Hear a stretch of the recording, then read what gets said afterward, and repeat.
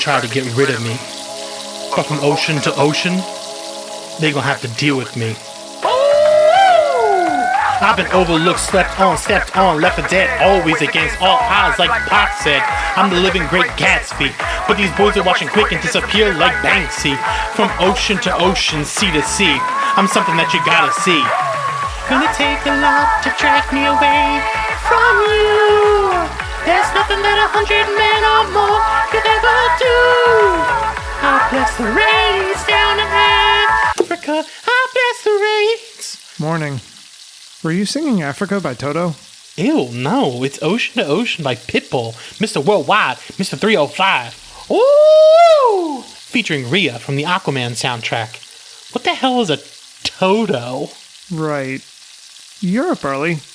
You getting an early start to training for the cataclysmic event on the horizon that we were warned about? Oh, no, I totally forgot about that. I was just making breakfast. Oh, I smell waffles.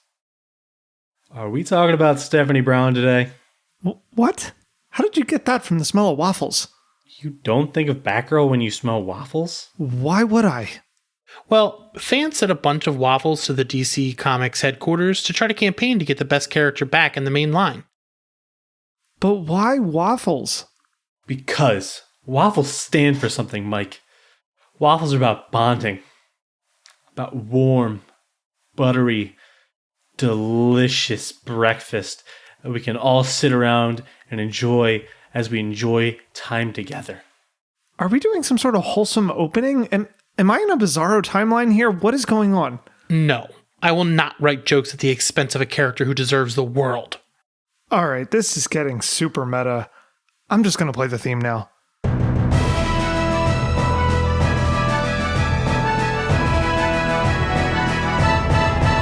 It's a bird, it's a plane, no, it's the Super Sons!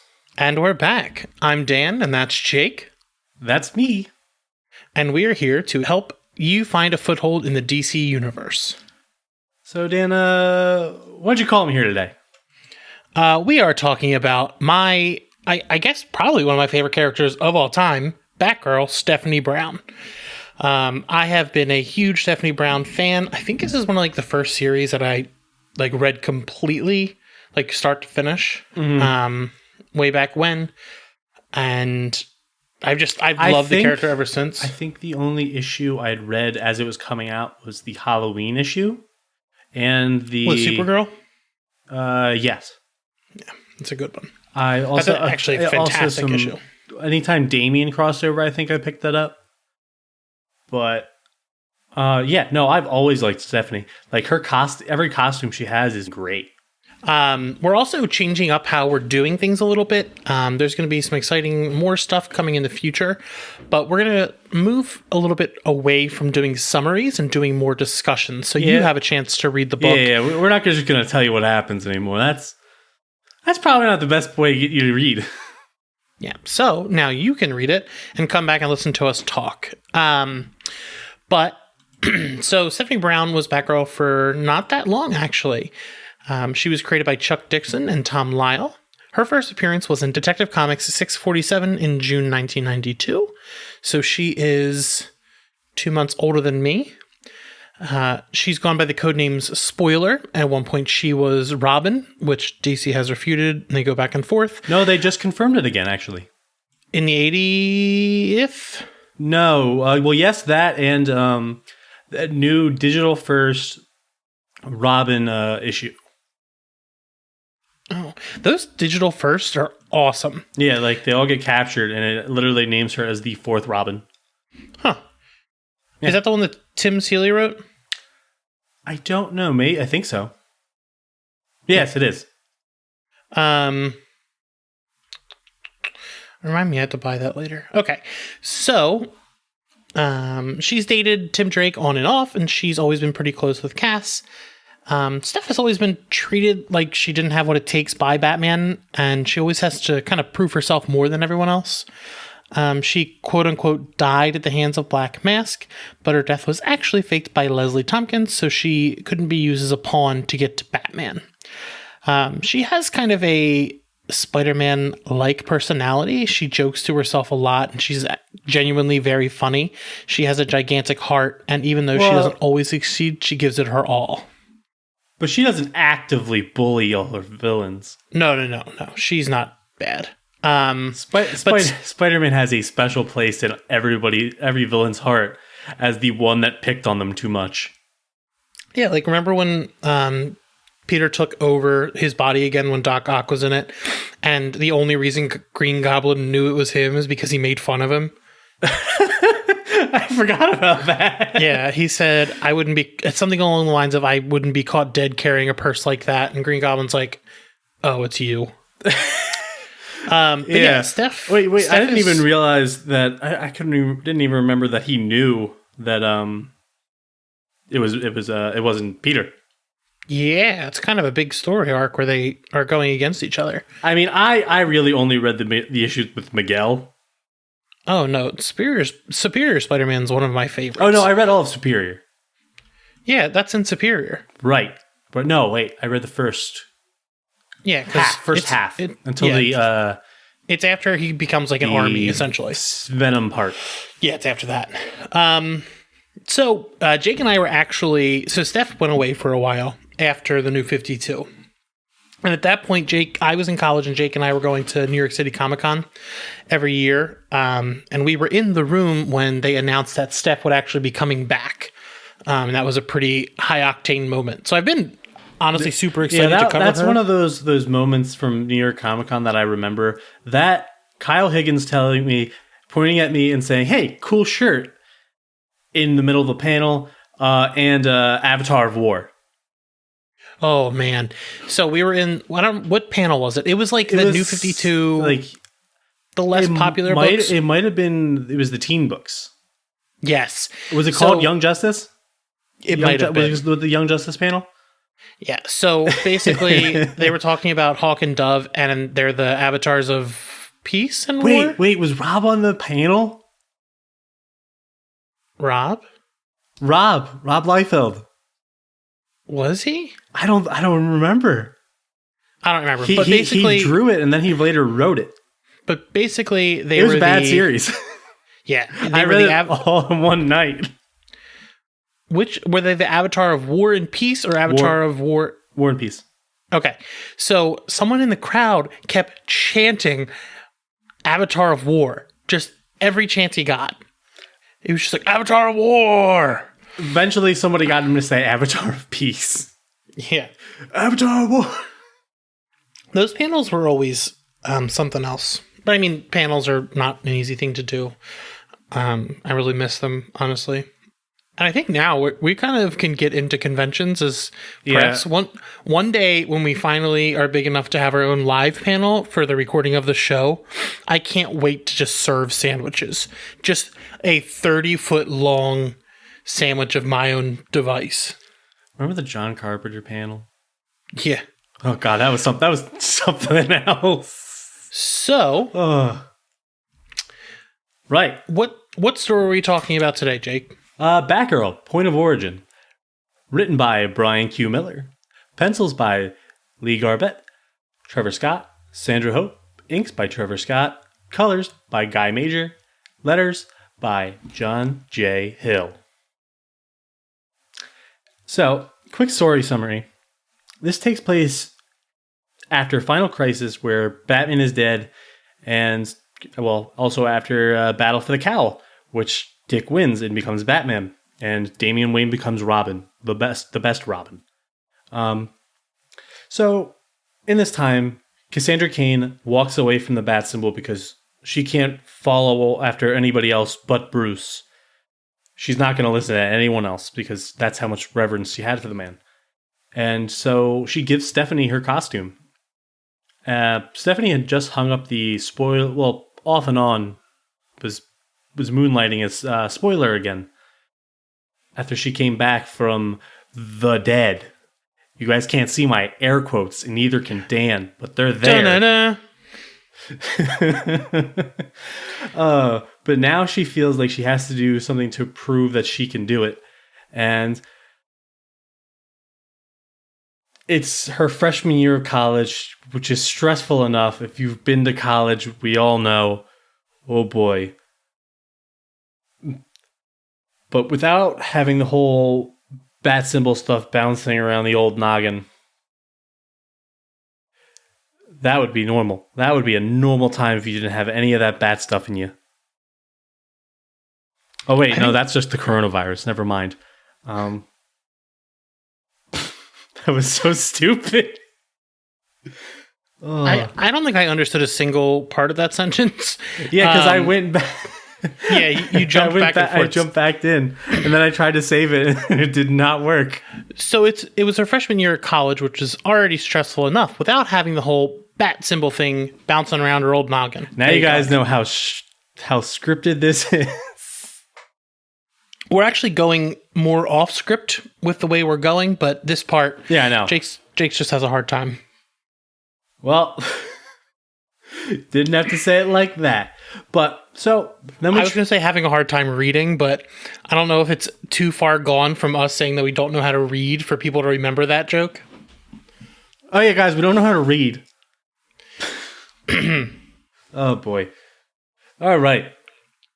It's a storm. There's a storm outside. We're a little nervous that the power's going to cut off. So then, much like the last series that we covered about Batgirls, Barbara Gordon is also a very big part of it. And she's in a really, really bad place. So she finds that Steph is doing all this and she tries to make her stop, which only pushes her harder into it. And on the street, there is a new drug called Thrill that's floating around college and it's making people very abruptly violent. See, I kind of want to end this with like something like, will Stephanie Brown be able to take the mantle of Batgirl? Find out in this story. But I was like, is that cheesy? No, Dan. You got to say it again. Find out in this story. Same bat time, same bat channel. That's at the end. What if people turn it off? That's it, we're done. Say that? So some of the major themes in You've this been story bullying me today are choice, free will, legacy, and self-worth. Honestly, I cannot say enough good things about Stephanie Brown.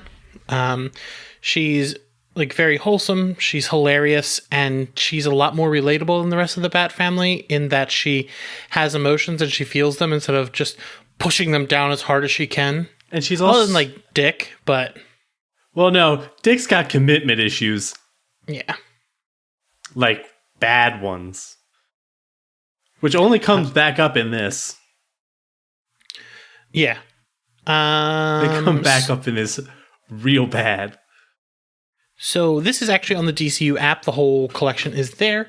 And they actually recently recollected the full Steph run in trades. So you can pick that up at your local comic book shop. And if they don't have it, ask them and they usually can order it for you. Or if you can't find a comic shop near you, you can order it from your local bookstore. Or you can get it on Comixology if you prefer digital. Or you can call my local. You can go on my local comic book shop's website, thirdeyecomics.com, and see if they have it on there. Or call them; they'll probably have it. I've never thought about us just plugging Third Eye every time we do something like this, but we really could. I try. We aren't sponsored, but Third Eye. So let me tell you a story before we get into the actual discussion. So I have a buddy, Steve Macri. He has a blue check on Twitter. He may have been into comics earlier in life, but he's a baseball guy. He's done. Is that really why he has the good blue check? interview Is it stuff. because he likes baseball? Mm-hmm.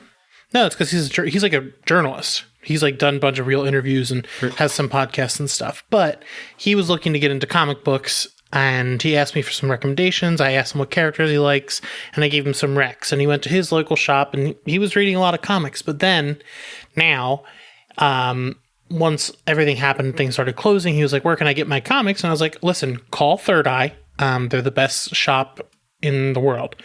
So he called Third Eye. He said he had the best talk with Steve, who runs the shop, and Steve has now ordered way too much stuff, shirts, comics, all that kind of stuff. And he's like, I'm hooked. Like I'm never going to not be reading comics.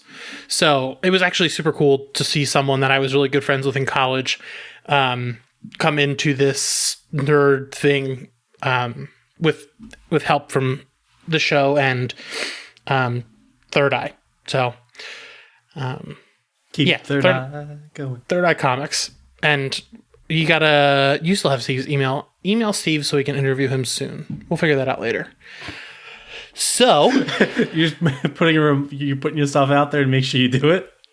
No, I told you to. You wanted to email him. That's fine. Yeah, but then you told me not to, that you'd handle it. No, you can do it. You know your schedule better than I do. Right now, I don't have a schedule because I don't have a job. So, the virus does a lot. I mean, I'm a comics journalist now, but that's I need like a 9 to 5 every day. But so the way we're doing this new I sort just of need a nap. This new format is that we'll tell you now to pause it. If you're looking to go read the story, go listen to the story, then come back and listen to us talk about some of the themes and things like that. So, I don't know, you feel like you're in the room with us. We're your friends. I mean, sort of Wait, are you my friend? I keep saying things about like familiarity on like social medias and stuff, but like, honestly, if someone were to message me that listened to the show that I've never spoken to before and wanted to talk, I'm always happy to do that. I really like talking about comics. So, see, if you guys message me on on Twitter, I'll probably answer. I don't post on there, but I'll answer. And Tinder too. You can find them on there. I'm not on Tinder. Probably should be. Why not? Get crazy, get wild. All right, so pause here if you don't want spoilers. Eventually we'll have like some cool wait. We want spoilers, Dan. Well, if you want spoilers, just continue listening. Well, yeah, no, we want spoiler. Oh. Why does everyone keep killing Stephanie Brown? What did she do to deserve that? I didn't even think to put in a spoiler joke in here. Well, that's your fault. I know. So between these two, we'll eventually get interlude music because Michael will probably do that because he just does those things. But for now, I will hum you a song. Da-na-na-na, da-na-na-na-na, da-na-na-na, da-da-da. All right, Jake, welcome back. I hate you. I hate you so much right now. Oh man. That wasn't even connected to the thing we talked about before. That was just because I love the Lonely Man theme from The Incredible Hulk. Another story. Before we saw what was Dan's that? favorite Hulk is Eric Bana. What was that movie? The one with the punching and like Tony Stark died. What's it called? Tony Stark died? Avengers Endgame. That one. That was a long walk for nothing. For a nothing. No, I literally forgot the name of the movie. Wait, really? Yeah, I legitimately could not remember the name. Well, I mean, I forgot their theme song anyway. The Avengers? Yeah. No, this is okay. So this is about Scarlett had just gotten off of school, so I was picking her up. She's a teacher. I was picking her up to go to the movies, and I made her listen to a mix of that and Hero by Chad Kroeger from Spider-Man 1 with Willem Dafoe, the best Spider-Man movie of all time. Just on repeat, the 30-minute drive to the movies. I remember how much you liked Spider-Man 2, and now you don't even talk about it anymore. No, I like Spider-Man 2. I just think Spider-Man 1 is better in the exploration of power dynamics and the father figure and all that kind of stuff. There's a lot of stuff in Spider-Man 1 with Willem Dafoe that I would talk about. Do you just want Willem Dafoe to be your father? I mean, no, I don't want to be my father. I want it to be my daddy. All right, on to... Wow. You guys are going to get so much more of this now that we're not just saying summaries. So, the first point of our discussion is free will and choice. This sort of starts in the beginning of the story where Stephanie's talking about why she's doing this and stuff like that. But the theme comes up in her philosophy course. Which it says is a 400, 480. Philosophy 480, and it says it's required.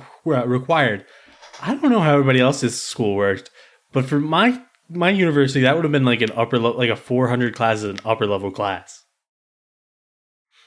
I majored in drinking, so I don't know. But also, the only other course that she takes in this story is computer science, and that's also 480. Also, why is a philosophy class that high required? Like, I understand like having to take like an ethics class. What's her? Do we know her major or no? No, I don't think so.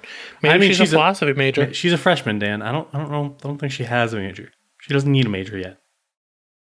Oh, you never know. She doesn't have to declare that. Don't push her to that. I feel like she declared her major freshman year and changed it every year afterwards, like her code name. Yeah. Oh, also Clue Master is her dad. We didn't mention that at all because Clue Master actually is a like who cares? A really cool costume. He does. He's better than the Riddler, and the Riddler sucks. Have you seen the Clue Master episode of the Batman?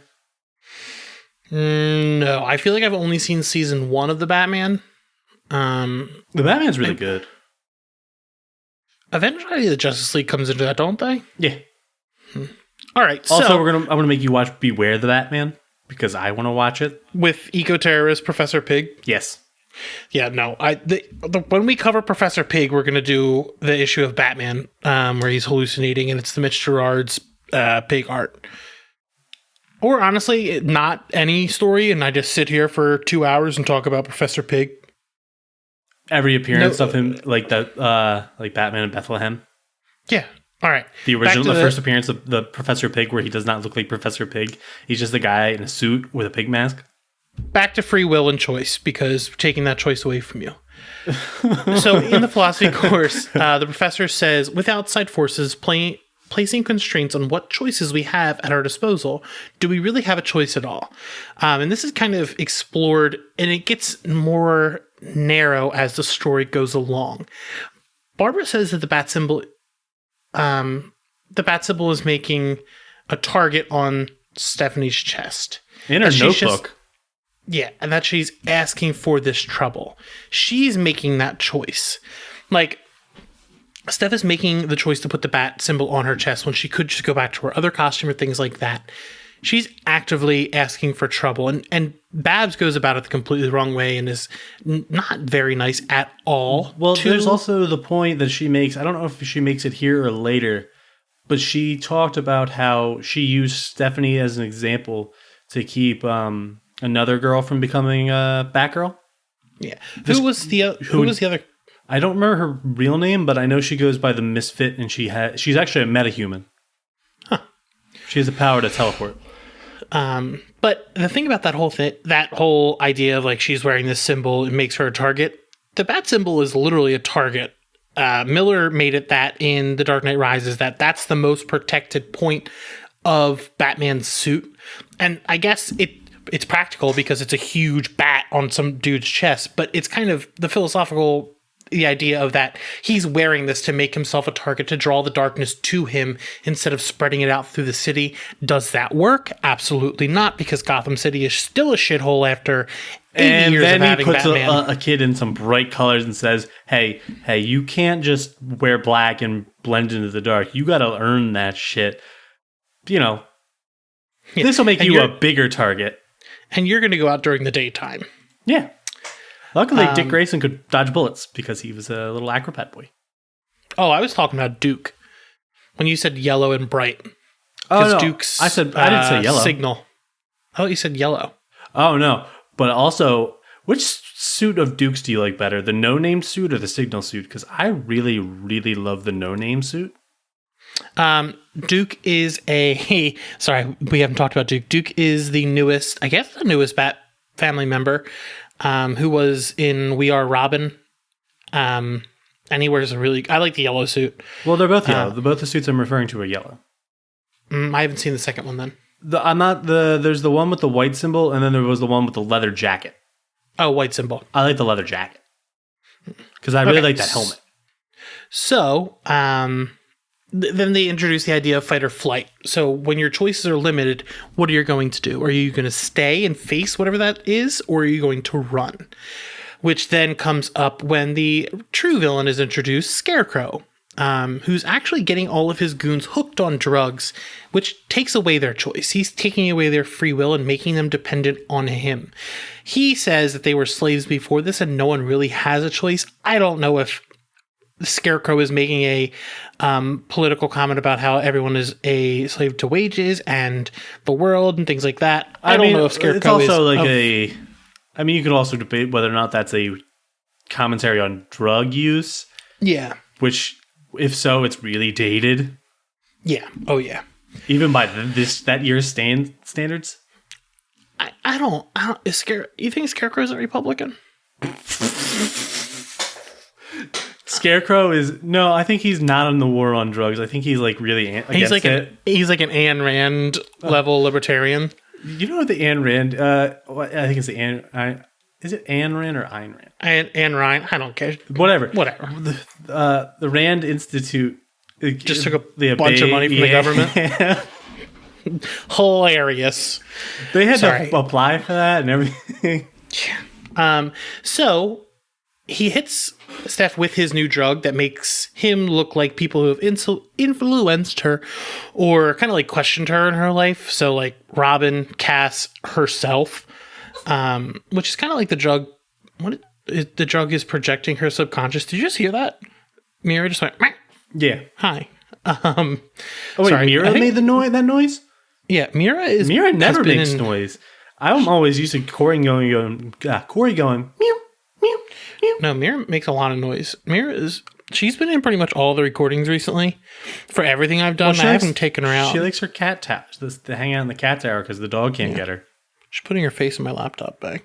All right, so back to the story. So towards that kind of hallucination bit, there is one panel towards the end where it's Leslie Tompkins, and she tells Steph that she can be whatever she wants. Leslie's the one who gave her a second chance at life, and Leslie's always been Batman's physician. Was introduced by Denny O'Neil way back when, and she's given her choice back when she didn't have it because Black Mask took that away from her. So the climax of this whole story is when Scarecrow and her fight, and so Steph starts talking about flight or fight, the easy choice to become someone else wherever you run to. So if you escape, you have that choice of just starting new. You can be someone else. You can take the easy way out. And why would she even stay? She's just setting herself up for more pain and suffering when she could easily have just walked away. She could have made that choice when she was kind of in limbo. She was moonlighting as spoiler, but she wasn't really... she was a hero, but she wasn't a hero that was going out every night and doing this and wearing a symbol. But then she kind of gets her like her pizzazz or chutzpah back. And she talks about why she stayed. But she stayed because this gives her a second chance. This gives her the ability to face herself, which takes real bravery. And little piss baby Crane doesn't think you can do that. Instead of facing his trauma, he uses it to hurt other people. So there's these two. So Scarecrow has such potential to be a really cool character. And honestly, Scarecrow Year One is one of my all-time favorite stories because it gives like this really interesting background to this character. But Stephanie is trying to make amends and take her past trauma and her experiences and her abilities and use them for good. She's not going to run away because this is who she is. She is Batgirl. She's made that choice. She chose to be a hero. She chose to take that second chance of life to make a difference.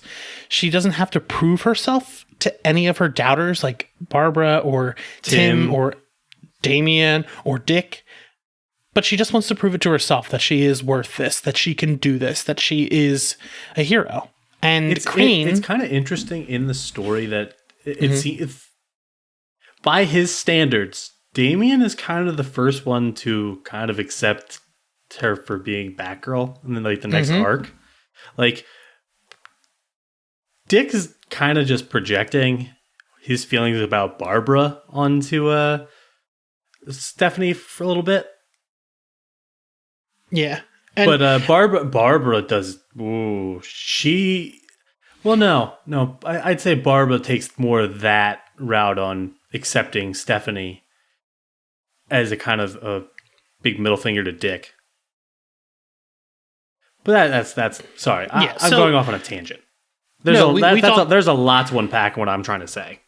Yeah, we have a lot of notes about Babs later, but Scarecrow he's made the choice to take his abilities, his knowledge, his mind, and use it for evil. He's working for someone else. He's not his own person. He's working for Black Mask at this point. And he's using it to hurt these people who he doesn't even think are worth anything. He refers to them as nothing and treats them as nothing. But Steph isn't like that. Steph isn't going out there to punch bad guys until they can never walk again. She's doing it to help. Like, she wants to help people, and that's what she always does. She wants to talk to people. That's what she does. She's just better. She's just more empathetic and caring than everyone else, in my opinion. And Crane is kind of the opposite of that. Crane is using fear and control to make people lesser. So, which he's mainly doing that because he was kind of like, wasn't it like he was ousted from academia because his whole ideas like a fear? Yeah, he got kicked out. Here's the thing. He didn't take a second chance to do something good. We talked about this a little bit beforehand, but he could have just made a TV show. Fear Factor. Yeah, we were talking about Fear Factor and scare tactics earlier, right before we started recording. I'm just thinking now, he probably was like a big fan of those. Like, yeah, and honestly, I would much rather have Jonathan Crane gotten the spotlight than that piece of shit Joe Rogan. I would have much rather watched that show, Spooky Scarecrow doing all this stuff. Well, you'll see it in the new Scooby-Doo movie. No, hold it till the end. We're going to talk about that. Oh. Joe Rogan in the Scooby-Doo movie. So, towards the beginning of the story, Steph is questioning herself, and I wrote this quote down as, "Who are you? Just a girl playing pretend in a hand-me-down costume, a girl breaking promises she never should have made. Who am I?" So this is like what opens the story, and it's kind of referenced throughout, but it really concludes with this fight with Scarecrow, is that even though she has this suit that is a hand-me-down, which is getting torn apart during this battle, that's not who she is. Like, this is only a placeholder until she is becoming her own person. She's at a point in her life where she's at the fight or flight. She can either keep fighting and facing these fears and facing this Gotham, facing all of that, or she can run and start a new life. She could be a college student and that's it. She could live her life and never be bothered by the supervillains or the hero world at all. And at the end, she comes into her own, and she does get her own costume at this end of the story. And she has the best Batgirl costume. Oh, period. Absolutely. I love that design. All of the purple taken from the spoiler suit. Yeah, her current spoiler suit is influenced by this Batgirl suit. Mm-hmm. I think the new spoiler suit might look better. Because it's just, it's inverted, and it's like, I love it. Yeah, it's question about the newer spoiler suit. Do you like the full mask or like the I like the half mask. Yeah, I like that half mask. The one that's like kind of pulled up above her nose. I love 70. I love all of her costumes. I think her I guess Babs had all the purple stuff, but like when I see Batgirl, I think of Steph because it's my Batgirl, and I think it should be everyone else's Batgirl. But that's another point. Yeah, but this costume is so cool, and she gets like a lot of cool. She gets a cool little pod motorcycle that she can ride in. Of course that she gets a little pod motorcycle. Think about what came out around this time. Is it Dark Knight? Yeah. I'm gonna make a lot of people angry. I just don't care for those movies. I like the first. I really like Batman Begins. Well, I hate to love scare. I always like villains more than I like heroes usually. Well, I'm a sucker for an origin story. You know this. Yeah, I don't care for origin stories too much. I like the exploration of deep themes like this free will thing. As I'm rereading it, I'm like, oh, I didn't even really pick up on this the first couple of times I read it. You notice so much more going back. And then I mean, a lot of the times, sometimes you remember a story really fondly, like the Dick Grayson as Batman going after Scarecrow. That whole like the Judd Wittick early Dick Grayson Batman stuff. Was it Gates of Gotham or was that in actual Batman? That was actual Batman. We read it for the show. Did we? Oh, we did. The Two-Face? Yeah. Oh, I loved that when it came out, and I was like, oh, this doesn't live up to what I remember. And I love Judd. I really like Judd Winnick. Did read that. Judd Winnick's Robin story in Robin 80 was really good. It was.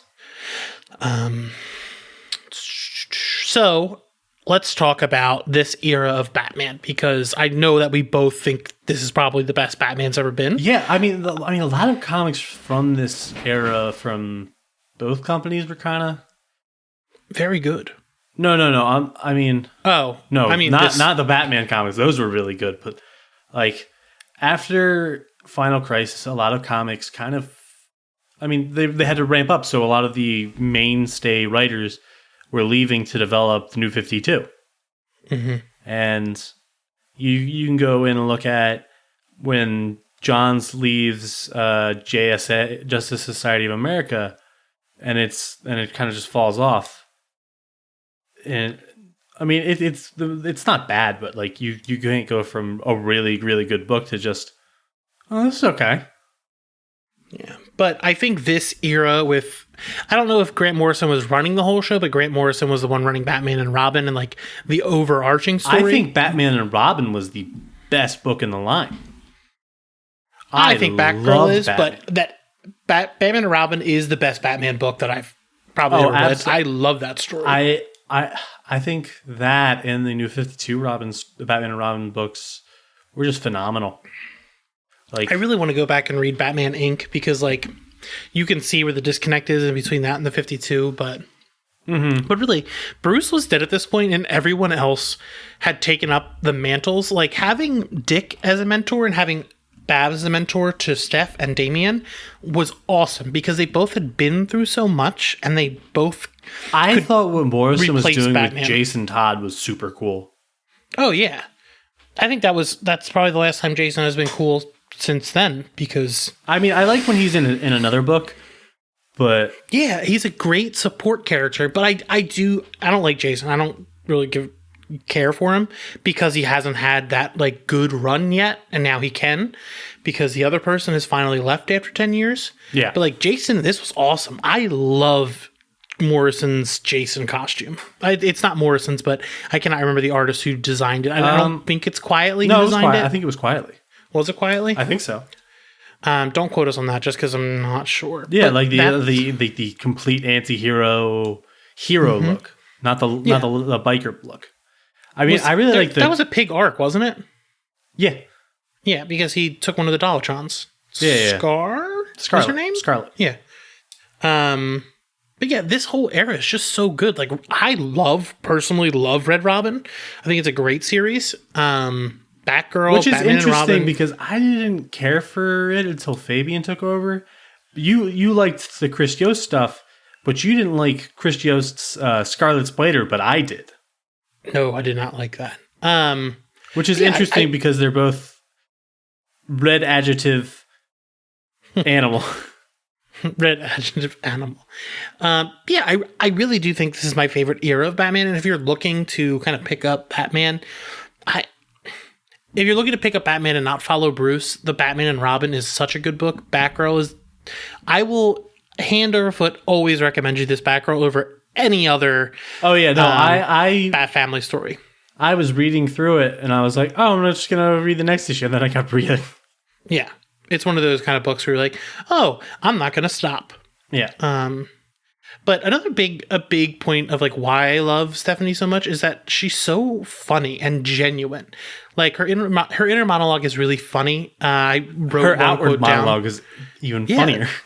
She's a funny person, but she got into a big fight. It was Young Justice recent in the current Young Justice series. She was like, she saw Zatanna, and she was like, "Wow, you're hot." Yeah, so in this, when she arrives on the scene where the police officers are, she goes, "Oh, he's pretty. Look tough, Steph." Like stuff like that is just because she's a teenager and she acts that way, and she's like trying to navigate all this super complicated stuff. I think at this point she was 19, and then Gordon makes a comment to the detective about her being of age. I don't remember if it was in that issue or the next few. But yeah, Gordon is doing his best. So Saint Nick. A big thing about Stephanie Brown is waffles. In the first issue, her mom brings her waffles for her first day of school, and waffles are a pinpoint of this entire series. They really stand for the whole bonding of the family and her bonding with people and doing all that. But when they canceled this series and put her in, like, I think it was Smallville, where she came back as Nightwing or something like that. Wasn't that Barbara Gordon? I think it was supposed to be Stephanie, and they made it Barbara, and people were just really angry about it. But they sent a ton of frozen waffles to DC Comics. It was in vain of... There was a show called Jericho that I really loved, and when they canceled that, they sent... I think it was a ton of peanuts, a literal ton, to CBS or ABC. So it was like, we're going to send these things that symbolize the show to the people who make it. Which is awful, because... Think about all the people who have peanut allergies. Oh man, that is sort of screwed up. But I think another big thing of this whole series is Babs and Barbara. I don't think maybe you've said Barbara. I keep calling her Babs. In the wake of Cass leaving and Bruce's death, she's just angry, and she doesn't have a way to channel those feelings until she becomes Steph's mentor. Yeah, I mean, in a couple of issues, Dick is lecturing her about sending Stephanie out, and then Barbara just goes, "Oh, well," and then Dick's like, "Oh, Bruce wouldn't have let this happen," and then she goes, "Well, Bruce isn't here now, is he?" And oh boy. Well, no, I think she's completely right in that Dick's trying to control her when she has as much value and training as like she can do this just as well as Dick can. And him undervaluing her and making her feel it's not good. Less than. Yeah. I mean, I think they're both still angry. They're both hurt, angry. They've got all their complicated feelings, but they've both lost this person who's led them for so long. Yeah. And now these two are leading this group. Yeah. I mean, they have a complicated history. They have Barbara, who broke up with Dick, I think twice. Like broke off their engagement. Yeah. There's a lot that went on there. Yeah. Like I said, there's a lot to unpack on that. Yeah. So she's the Oracle at this point, and she really has this huge Oracle network, and which is really cool to see, like all the connections she has and all the information she's pulling in. I thought it was weird the fact that she's, the computer whiz, but her computer broke down, and then like I don't mind. Well, no, I think interesting. She fried the motherboard. I don't think it was that she broke it. It was just that it was doing too much. Because the amount of information moving through it probably just fried it. Yeah. I mean, so they go to the back. It was a big thing she had going. It was a tower. Yeah. Well, I mean, she's running all the information for all the heroes too at this point, isn't she? Yes. Yeah. So. And then she gets doing a lot. Wendy Harris, as in the Super Friends character, to help her. Wait, do you not know that? The girl that was in the wheelchair. Yeah, so in Leslie's. Yes. That's Wendy from Super Friends? Yes. And in this universe, her Marvin is her brother. Oh, that's so sad. Yeah, and Marvin they were part of the Teen Titans, and during one of the things, Marvin died. Oh, I was trying to figure out who she was. And I was like, I'll have to look that up later. And I never realized that oh, wow. Did they have a pet monkey? Or did they have like a dog? They had a dog. You're thinking because the monkey is Wonder Twins. Wonder Twins, yeah. Yeah. Wow. I did not realize that. So a scene that stuck out for me was her and Gordon getting dinner, and Gordon kind of like knowing that she's going through some stuff, but not knowing how to like help her or talk about it. He's like, "Oh, I can see if this new the new police officer is single." Saint Nick. Yeah, and it's just like he's trying, but it's not the right way to do it. Because Babs is really just angry, and she's taking this out on Steph because she also might be a little jealous that she can't do what she could before to help. She just really is mean. Yeah, no, it's you never get. But they work through it together. You never get a sense that she's fully come to terms with what happened, which is understandable. This is, I think she has, because this is after Birds of Prey, right? See, I would have to go back and read some stuff because I feel like there's stuff that I'm missing. Yeah, so I think she's just dealing with the loss of Bruce, and she can't fill that role. Yeah. And I don't know, she's trying, but she does do the oath where the oath that Bruce made Dick do with the candle, where he's basically, you can either leave this life or use this pain to do something better. And she does this with Steph, but not for Steph. She does it for herself, to use whatever she's going through and dedicating herself to being that guidance and support that Steph needs to be the best possible Batgirl. So what happens to her doesn't happen to Steph. Like, she is committing herself to being better to help. And I think that's the best way to end the series. That's before she gets her costume. Yeah. And on the topic of costumes, I thought it was a funny bit that she kept on saying, it really sucks that I don't know how to sew, as she keeps ripping Cass's costume. And that came up in something recently? Yeah, so in, not really the fact that she can't sew, but in the Robin 80th anniversary, she just puts on Tim's old costume and it doesn't fit. And she tries to move around in it and it just tears right at the seams. So, she has to have Alfred make her a new one. So there's like two bits that stuck in my head. There's an RPG that falls and lands on the tip of the RPG and explodes. I was like, oh wait, that would happen, wouldn't it? And then there's the frame where you see Scarecrow and her like face to face, and she's looking up at him and he's looking down at her because he's so much taller. But honestly, if you read this arc, I would just keep going. There's so many good issues in here. There's that issue that Jake mentioned about Halloween with Supergirl. There's so much good stuff in here. I was so excited when we were at Third Eye and I got to pick it up because it was out of print for a while. So now I own all of it.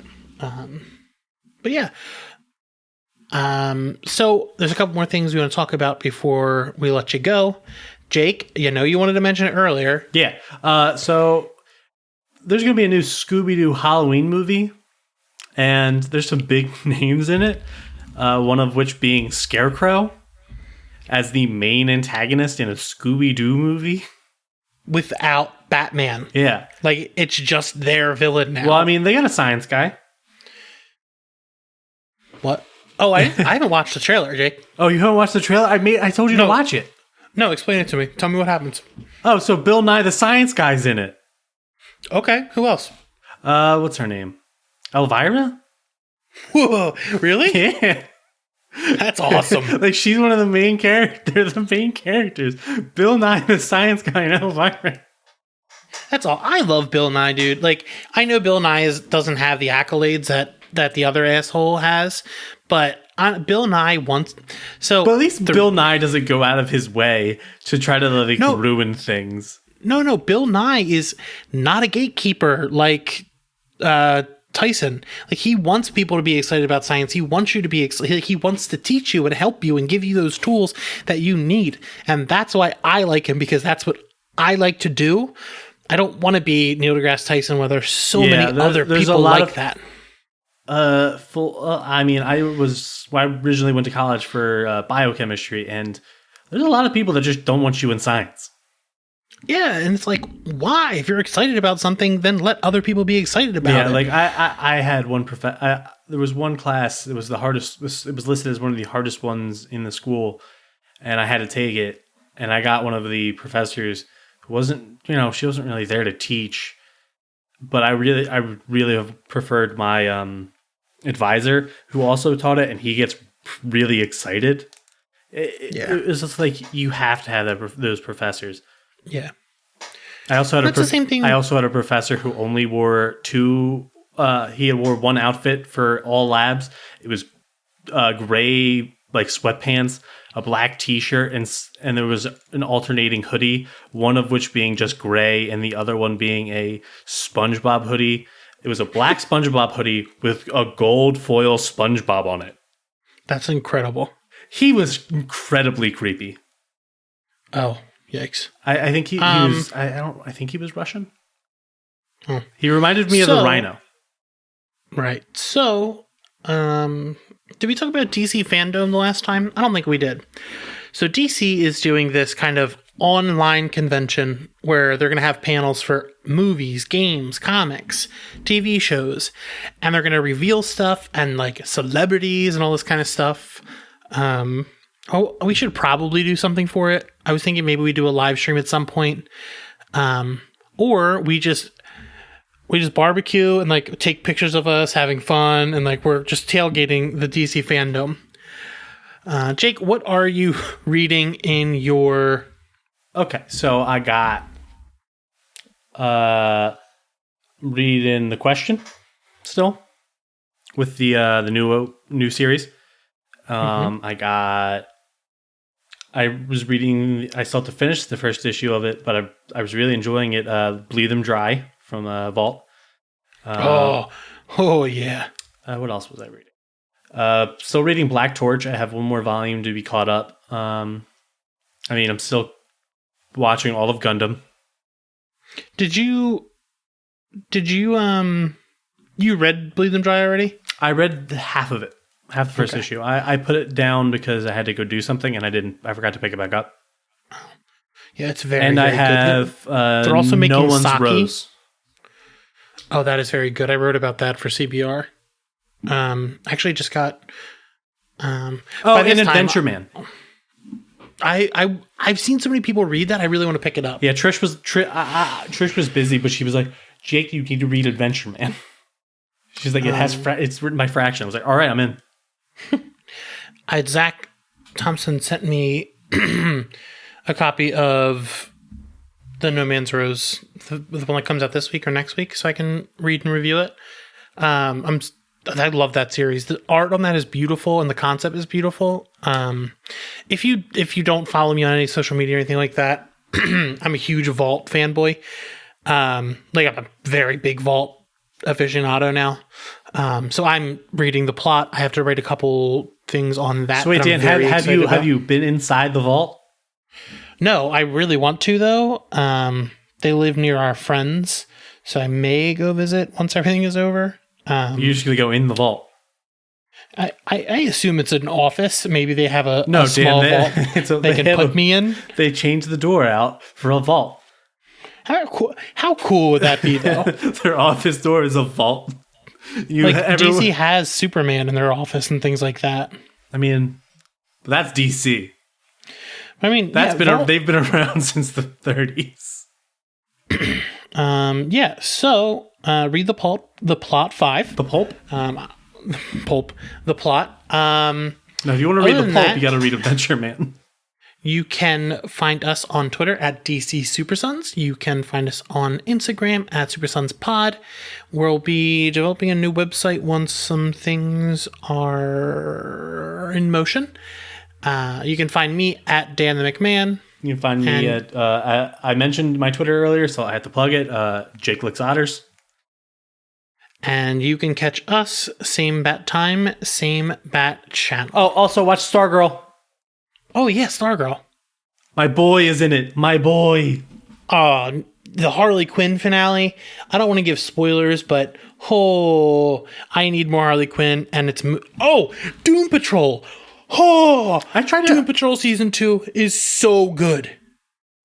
The first episode it started really sad, and I was like, I don't want to watch this right now. Oh, no. Doom Patrol is extremely sad, always, but it's also extremely funny. There's another, I don't want to give you spoilers, but there's another Danny episode. Where all I know is there's Flex, so. Flex, Flex Mentallo flexes so hard that he brings a sex demon to the house, and it has to be stopped by the sex men, who are the sex Ghostbusters.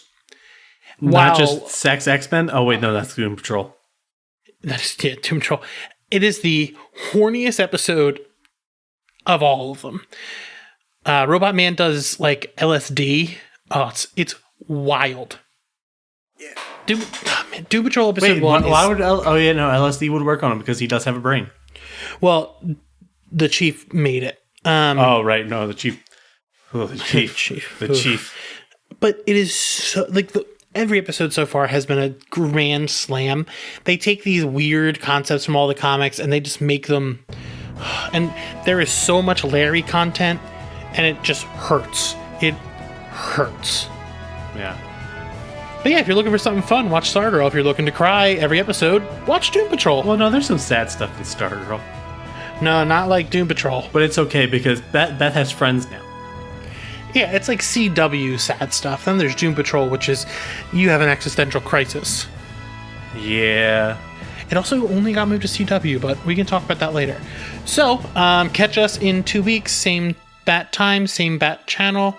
Jake, we need to decide what that episode will be. Catch us then.